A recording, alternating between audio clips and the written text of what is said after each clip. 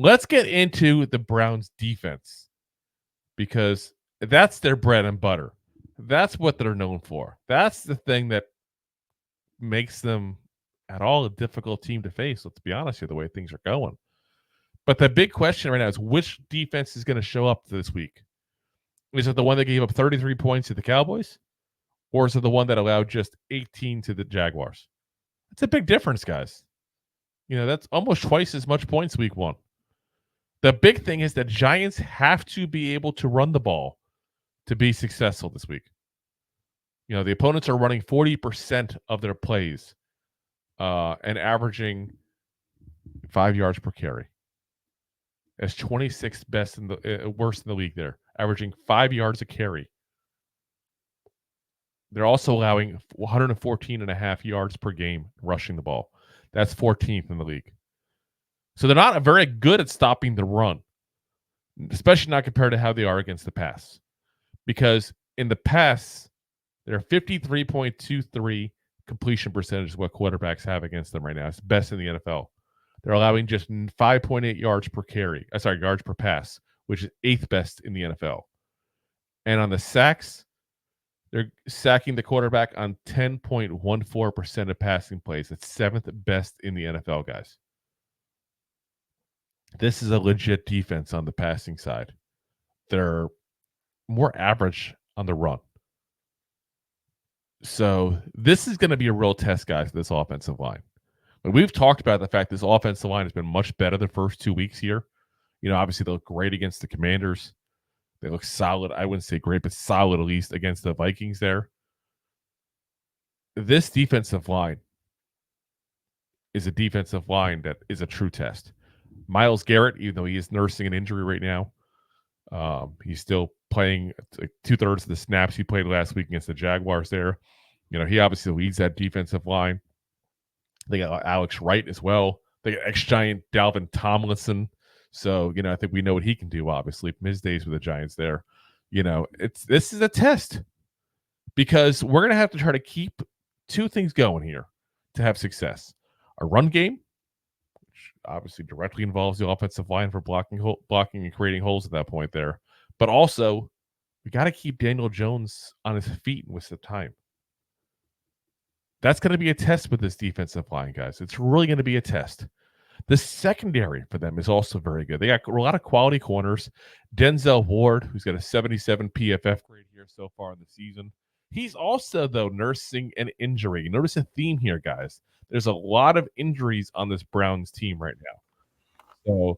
So, Emerson Jr., who Emerson and Ward were one of the best corner duos in all of football last year. Now, Emerson's had a little bit of an off start to the year. There's got a 51.6 PFF grade. So that's not very good. So you have to kind of keep an eye and see what goes on there. Greg Newsom, the second, is their slot corner. He's got a 72.4 PFF grade.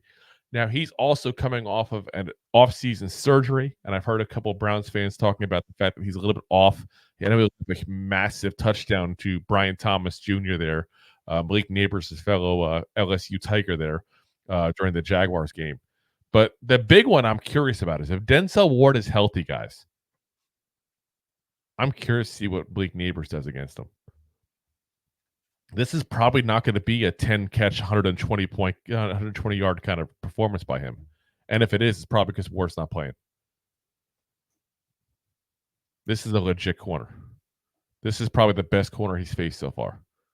Again, assuming Ward's playing and healthy. We'll have to see how that goes as the week progresses there. But I'm very curious to see how that is. But I'm telling you right now, if you want to beat this defense, you got to run the ball. You got to keep running the ball. You got to shove that ball down the throat, basically. Pretty much. I mean,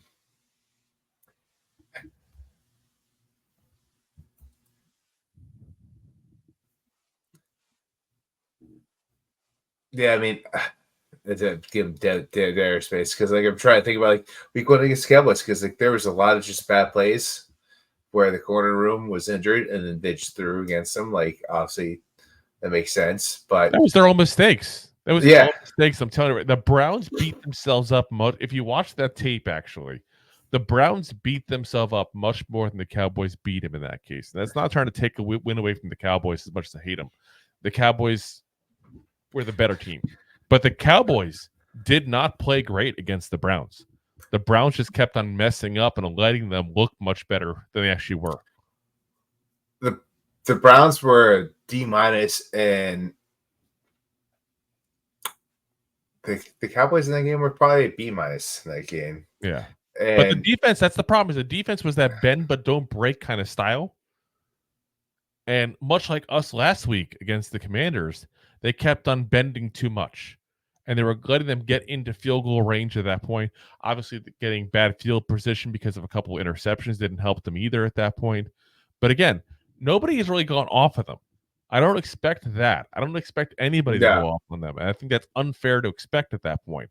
But what we have to do is just get what we can get out of this defense and hold tight on, on our defense there at that point. So I'm also going to say, like, let's be happy we're playing in September, because look at last year. The Browns, a lot of NFL fans talked about the Browns not being as good as they were. Yeah. And guess what happened?